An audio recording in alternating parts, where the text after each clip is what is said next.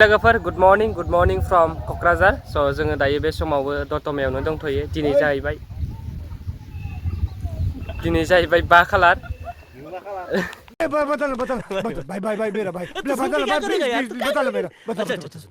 Good morning from Kokrajhar दतमा स' बे समाव जोङो दंफैयो क'क्राझाराव दाख्लैबावैनो फैदोंमोन स' ब्लग भिडिअखौ स्टार्ट खालामनाय जायाखैमोन माने ब्लग लानो समखौनो मोनाखैमोन दिनै जाहैबाय 15 मार्च 2025 इं मायथाइ स' दिनै शनिबार थ' दिनै नोंथांमोननि गेजेराव मोनसे गोदान ब्लग्स लानानै फैलायबाय अननानै भिडिअखौ नोंथांमोना जोबजासिम नायलांबाय थायोब्लानो जाबाय थ' जायफ्रा चेनेलाव गोदान चेनेलखौ साबस्क्राइब आरो भिडिअखौ लाइक खालामनानै फैबाय थानाय बुब्लियाव भिडिअ बानायनो थुलुंगा होलांगोन होननानै मिजिंथिबाय थ' आइ होप नोंथांमोना भिडिअखौ मोजां मोनगोन आरो जोबजासिम नायलांगोन होननानै मिजिंथिबाय थ' दे माबाफोर बुंगोन नामा नोंथाङा स' नैबे आंनि चेनेलाव आदा बिपुल स्वर्गियारिखौ आदा बिपुल स्वर्गियारिजों स्रायनो बरायहरबाय दे हाय होनदो खेबसे से हाय स' बिथांजों जोबोर इन्टारेस्ट जायो जों जोबोर इन्जय खालामबाय स' जोङो जाहैबाय लिटारेरि सेक्सनाव जों बादायलायनो फैदोंमोन बाक्सा डिस्ट्रिक्टनि जानानै स' बिथाङा फन रायलायनायाव बेस्थ' दा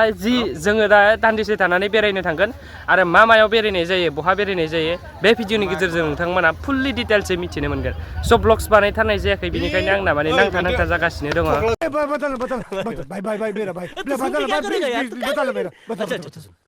स' लोगोफोर जों थानाय केम्पआ नैबेवहायनो जों थायो बेनिफ्राय नैबेवहायबो आदामोन दं बै ओंखाम जाग्रा जोंनि बेनिफ्राय नै बिराद गोजान दे बे दतमा जि प्रग्राम जानायनि बिराद गोजानाव स' नोंथांमोना जोबजासिम नायलांबाय थायोब्लानो माने फुल्लि मजाखौ मोनगोन ब्लग्सनि नैबे जाबाय फिल्ड बे एरियाखौ मा होनो आंबो मिथिया मोजाङै अके जोङो दायो जों थानाय रुमनिफ्राय फैबाय जोङो प्रग्राम नायनो थांगासिनो दं आरोना जों आदामोना सिगाङाव दङ दा मोनहैनानै डाइरेक्ट गेटनिफ्राय दिन्थिलांनोसै आरोना नायलांबाय थादो नै गामिया माबायदि मोजाङानो गामियालाय बरिया निजोम प्लिजेन्ट स' लोगोफोर मोनथारसिगोन जोङो नै माने बैहाव मोनसे गेट दङ जोङो माने साहानिफ्राय ओरै थांगासिनो दङ खोलाथिं ओमफ्राय नैबे मोनसे गेट बेनिफ्राय ओइथिं मेन गेटआ हा फ्लेगखौ नाय गाइस फ्लेगखौ बेवहाय नै ओरै बेसेबा गोजाननिफ्रायबो 6Kसोनि बारा दं आरो बेवहाय फ्लेगआ बेनिफ्राय बे गेदेर नुहुरनाया जाहैबाय बे डेलिगेट रुम बिउटिफुल जोबोर समायना बिराद गुवार आरोना बेयो प्रग्रामा माने बेरायजोबनो हानाय नङा नोंथांमोना फैब्लाबो सानसेयाव हर जालायगोन आरोना नोंथांमोनाबो फै इन्जय खालामफै लोगोफोर फाइनेलि नै जाबाय मेन गेट मोनफैबाय जों नै बे गाइस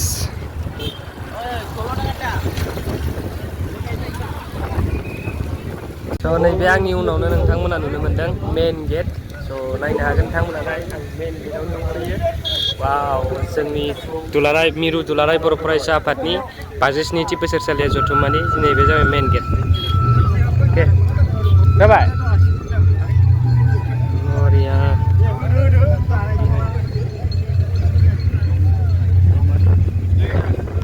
दायो जोङो मेन गेटआव फट' साफायनाबो फैखांबाय बेरायनाबो फैखांबाय मेन गेटखौ बारलाङासै बेवहाय प्रग्राम सोलिगासिनो दङ मिटिं जागासिनो थ' बे समाव जों सानदों एक्जिबिसन सिङाव एलाउ दंना गैया एक्जिबिसनाव जुदि एलाउ दंबाथाय एक्जिबिसनाव दसे बेरायहैनोसै जोङो ना मा होनो आदा बिपुल जों माने बेरायहैनोसै आब' फुजिखौ लोगो मोनगोन ना मोना नायनो थांनि र' ओरैनाय बरियाल' नुखायोलै भिउआ खिन्थु नाथाय ओजोंहाय सानजासो नालाय थांनाया ओजों साना उल्था जादों नालाय खोमसि फैदों दा स' गाइस नैबेनो जाहैबाय एक्जिबिसननि मेन गेट आरोना बेनिफ्राय बेवहाय हाबनो थाखाय जोङो टिकेट नांग्रोगोन बेनिखायनो जोङो माने बे समाव टिकेट दाननानै थांगासिनो दं आरोखि नायनो हागोन नैबे जाबाय टिकेट काउन्टार जोङो दायो मेन गेटखौ बारबोबाय बेनिफ्राय टिकेट लादोंमोन नालाय बेवहायनो भिडिअ लानाया मेन गेटनि हाबबोनाया भिडिअ लाजायासै स' बेनिफ्राय नै गोबां गेदेर आइ थिंक बेवहाय दानिया जों एक्जिबिशनखौ एक्सप्लर खालामनोसै आरोना लोगोफोर स' लोगोफोर नै जोंना स्टार्टिंआ नैनिफ्रायनो आरोना अरथा नार्सारि एग्रिकालचार फार्म नै बेवहाय बिफां फुलिफोर मोनगोन बाव बेनिफ्राय नै बेबो बिफां फुलियानो नै फर सेल बिफां बिबार एनिमेल हासबेन्डारि एन्ड भेटेरिनारि नैबेथ' क्लस अपेन जाथ'वाखैनो दासिमबो नैबेवहाय मा दिन्थिनाय जादोंथाय मिन्थियाखै आरोना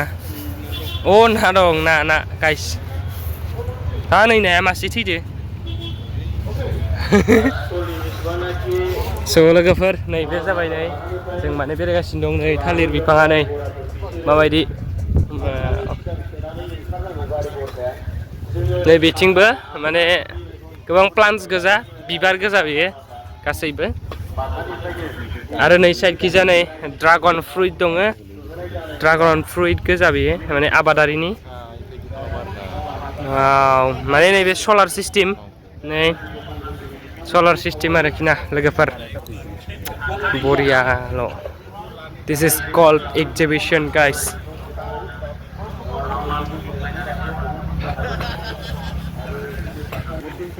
नै बेफोर जाबाय बे गाहायाव बिबार गोजा बेनिफ्राय नै गोजौआव फ्रुइट्स गोजा नै जेक फ्रुइट बेनिफ्राय बानाना बुहुद दङ नै मैथ्रुबो दं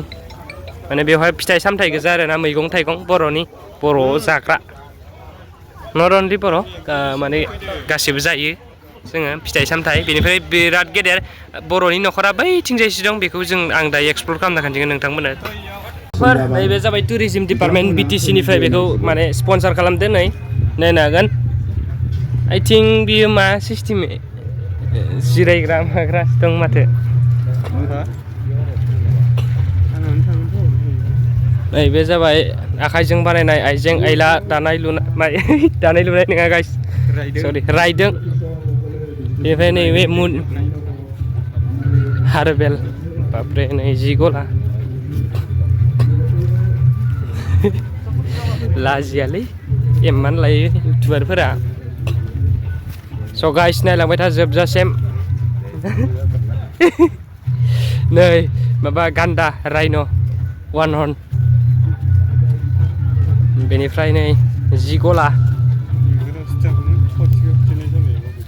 नै बे खावसेया माने खायफा दखाना दासिमबो खुलिथ'वाखैनो दासो जों फुङावनो फैबायना गासैबो जि गला गोजा बे ओइ लास्टसिम आइ थिंक अ नै बेवहाय माल ओरै फानदो थुलुंगा उड क्राफ्ट माने दंफांजों बानायनाय आइजें आइला आरोखि ना नै बिराद बरियायैनो नायफैनाय नट फर सेल अनलि दिन्थिनायनि थाखायल'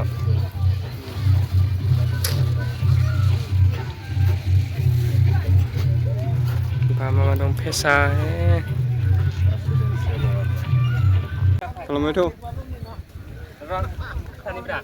स' लोगोफोर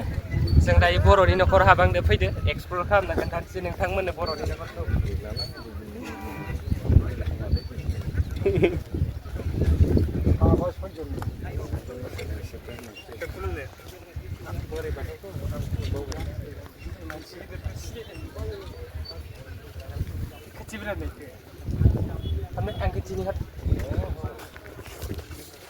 स' लोगोफोर नैबे जाबाय दैखर बेयो बर' न'खराव गोदो थायोमोन नाथाय दाथ' थाबांलिया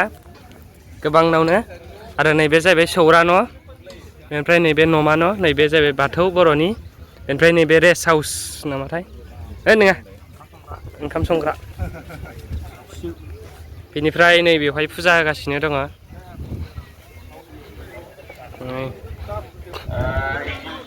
नैबे जाबाय बर'नि गुदि बाथौ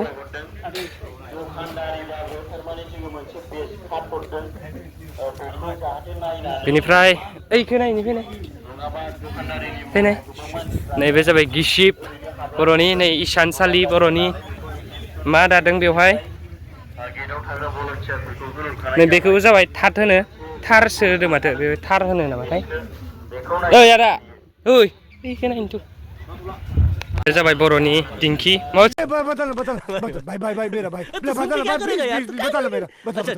सरि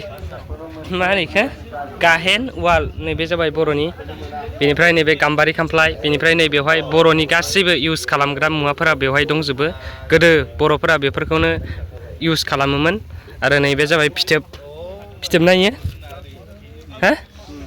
बे जाबाय फिथोब ओमफ्राय नैबे फल' माने नै ना हमग्रा खायसे खायसेखौ आं मिथिलाय लाङा बेनिफ्राय नै बेखौ आं मिथिफेरामोन दे दिनै फार्स्ट टाइम नुदों बैदा बेखौ आं दिनैसो फार्स्ट टाइम नुदों बेनिफ्राय नैबे हासिनि बेनिफ्राय नैबे दाउ गग्रा बेनिफ्राय बन जाबग्रा नै लाङिबो दंलायो दाउबो दं सं दाउखौ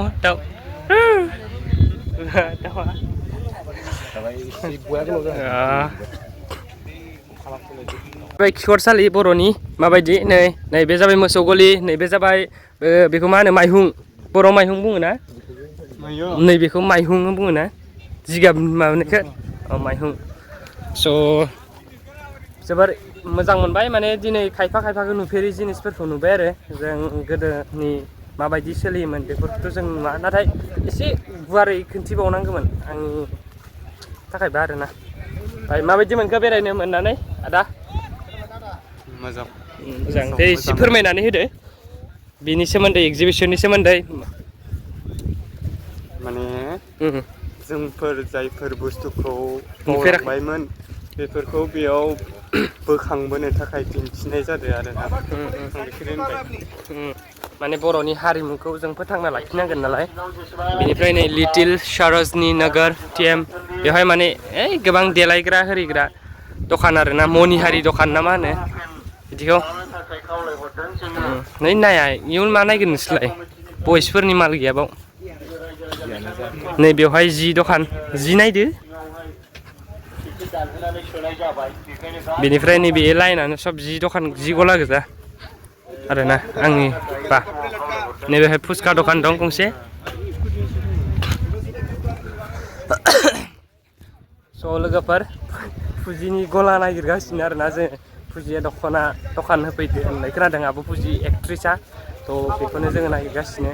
माने दखानाव एक्सप्लर खालामनो आरोखि ना बेनिफ्राय नैबेहायनो डाइनिं माने मा होनगोन बेखौ जानाय लोंनायनि हटेल नैबेबो हटेल मोनसे गाम्बारि सिख्ला रेस्टुरेन्टस नै फै जाफै बयबो बेनिफ्राय नै बाबा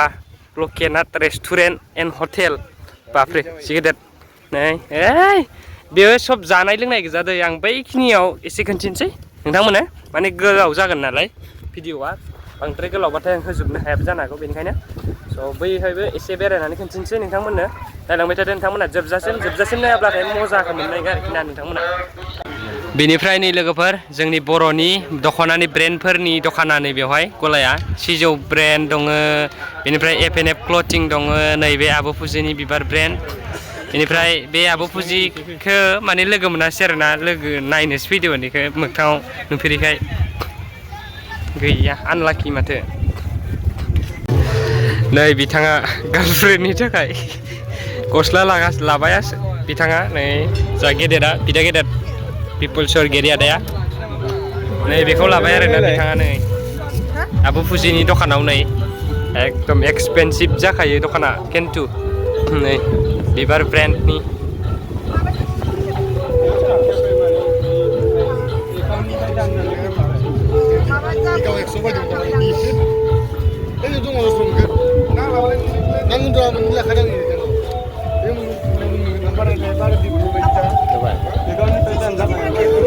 जोङो माने दा एक्जिबिसनाव बेरायनानै फैखांबाय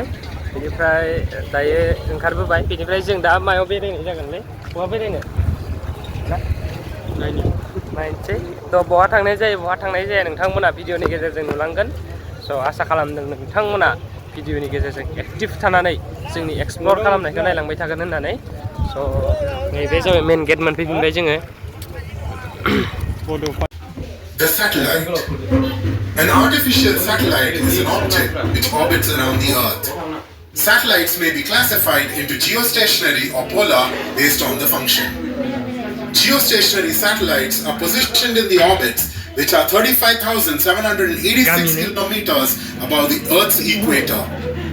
The speed of the satellite will be synchronized with the rotation of the Earth to keep the satellite always in the same position relative to a location on the Earth. These geostationary satellites are used for communication, TV, weather, and navigational applications with transponders and cameras as payloads. The polar satellites move across the equator and along the poles in lower altitudes compared to geostationary satellites. They are mostly used for Earth observations like agriculture, land mapping, water resource management, cameras, sensors, scientific instruments, etc. The satellite has to be rugged enough to sustain the varied temperature cycles by generating power from solar energy. The satellite changes its position and attitude due to air friction and inertia. Hence, it is required to correct the orbit and position of the satellite occasionally. The thrusters and motors are used whenever required to keep the satellite in the correct position. A limited amount of fuel is stored inside the satellite in metallic gas bottles. The satellite will be active as long as the fuel is available for correcting the parameters. After serving the life, the satellite is permanently deorbited and pushed to a safe location. The satellite...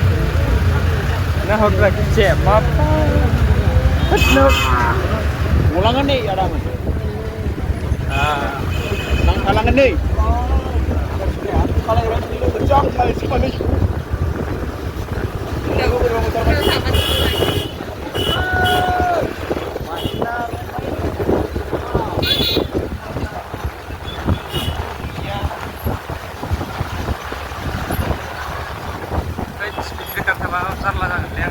Jangan tuh mana sabi kau lagi. Goजोन्थों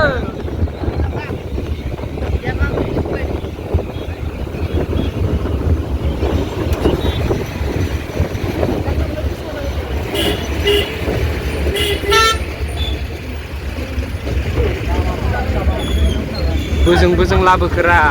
लामावसो गिदिर सानदोंमोनलां जनावारि हनै school बेवहायसो गिदिरखाया मानामासि ini orang tuh ya, mana siapa berah? Tuh sama bazar apa ini? This is the tomat town. Nah ini apa pandang? Bicara? Wow, bener tuh sama kalau selai.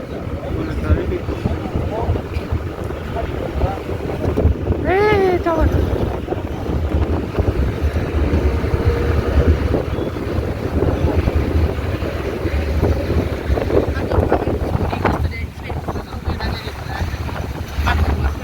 So finally जोङो दा थुलुंगाफुरियाव मोनफैबाय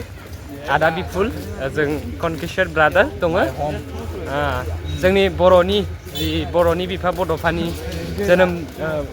बेखौ फबनाय जायगा जायखौ थुलुंगाफुरि मुङै मिथिनाय जायो माने बेसेबा गोबावनिफ्रायनो माने फैफेराखैमोन दिनै फार्स्ट टाइम फैबाय जायालै जाबाय नै नायना लादो गाइस नैथिंजाय मा दङ मा गैया आलारि बाथि सावदों बेवहाय मोनाबाय माने दैलि सावो जानो हागौ क्या है बोलो यार गाइस खूबसूरत माने जोबोर मोजां जायगाया नाथाय मोना जाबायना बेकग्राउन्डआ लेथ्रा फैबाय गाज्रि फैबाय आं फ्लाससो सुगासिनो दं बाट थेवब्लाबो मोजां जायाखै क्वालिटिया मोनाबायना ओइ मिथिंगायाव बनत माने स लोगोफोर माने बेवहाय एन्ट्रि क्लसिंआ 5 रिंगा 30 मिनिटावनो क्लसिं जायो नाथाय दा कुरियार थाबलायबाय आंना नाथाय बे समाव माने टाइमा बारबाय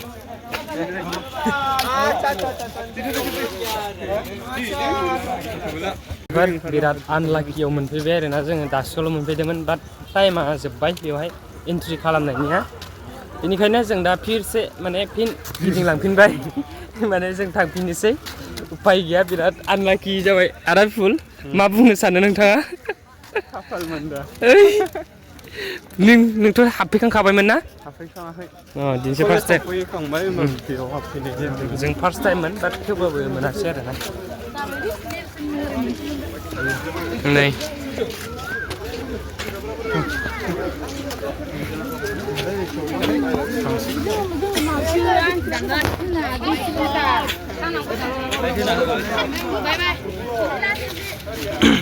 मा जाखो?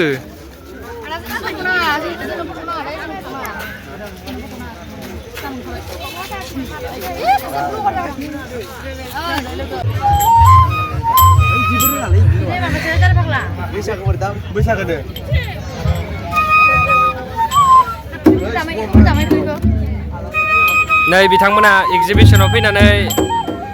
सिफुं दामदों आखाइ खबनो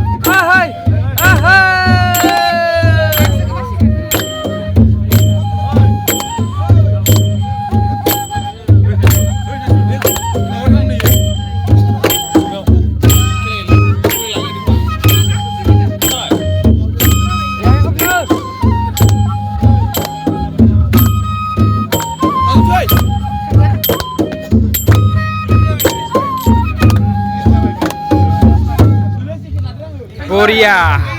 nice. Sigin dong deh. Bwisagu tuh fैथारनोसै ना? Bwisagu फैसिगोन जेला आङो